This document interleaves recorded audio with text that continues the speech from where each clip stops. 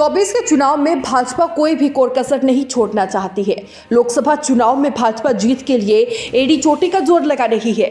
UP पर BJP का खास फोकस है, इसीलिए यूपी बीजेपी अध्यक्ष भूपेंद्र चौधरी खुद कमान संभाले हुए हैं और जिला दर जिला घूम घूम कर बीजेपी के रिपोर्ट कार्ड को दिखाने की बात कर रहे हैं।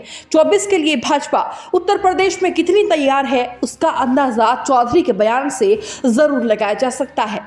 हारी हुई लोकसभा की सीटें हैं, उनमें केंद्रीय भारतीय पार्टी और हमारे वरिष्ठ मंत्रियों के आगमन और संगठनात्मक और पार्टी के कार्यक्रम अभियानों को नीचे तक ले जाना, और भारतीय जनता पार्टी हमेशा अपनी परफॉर्मेंस के आधार पर, हम सरकार में हैं, हमारी राज्य में भी सरकार है, हमारी केंद्र में भी सरकार है, और हमने जो काम जनता के लिए किए हैं हमारी पार्टी ने, हमारी सरकार ने, मोदी जी का रिपोर्ट कार्ड पूरे 9 वर्षों का, 10 वर्षों का रिपोर्ट कार्ड लेकर जनता के बीच में जाएंगे।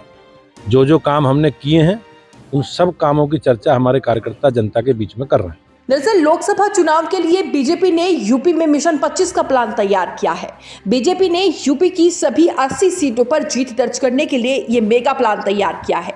बीजेपी ने दिल्ली में हुई राष्ट्रीय कार्यकारिणी की बैठक और फिर जेपी नड्डा की पार्टी अध्यक्ष बनने के बाद पार्टी के मिशन को और भी ज्यादा तेज धार दे दी है। 2024 के लिए बीजेपी ने मिशन 25 तैयार किया है। इसी के तहत बीजेपी राज्य में अपने टारगेट 80 पर काम कर रही है। 2019 में हारी हुई सीटों पर केंद्रीय मंत्रियों को जिम्मेदारी सौंप दी गई है। इन सभी सीटों पर केंद्रीय मंत्रियों के प्रवास के बाद अब योगी सरकार के मंत्री जीती हुई 66 सीटों पर प्रवास करेंगे। दरअसल बीजेपी का खास फोकस 2019 में हारी हुई 14 सीटों के अलावा उन 9 सीटों पर भी है जहां बीजेपी की जीत का अंतर 20,000 कम वोटों से था। इस महीने के अंत तक केंद्रीय गृह मंत्री अमित शाह भी यूपी के दौरे पर पहुंचेंगे। संभावना जताई जा रही है कि अमित शाह 28 फरवरी को यूपी आ सकते हैं। इसके बाद मार्च में बीजेपी यूपी की सभी 80 सीटों पर मंत्रियों को उतारने जा रही है, जनता के बीच जाकर उपलब्धि बताएंगे। और वहीं दूसरी ओर पार्टी में राज्य में बन रहे नए समीकरणों पर भी मंथन तेज हो चुका है। आलाकमान राज्य में जीती हुई 66 सीटों के अलावा उन 14 सीटों पर खास फोकस दिखा रहे हैं जिन पर पार्टी को हार का सामना करना पड़ा था। अमित शाह यूपी के सहारनपुर और अमरोहा का दौरा करेंगे। पार्टी सूत्रों की माने तो राज्य में बीजेपी ने 70,000 बूथ को कमजोर माना है। इसके लिए पार्टी पहले ही अभियान शुरू कर चुकी है।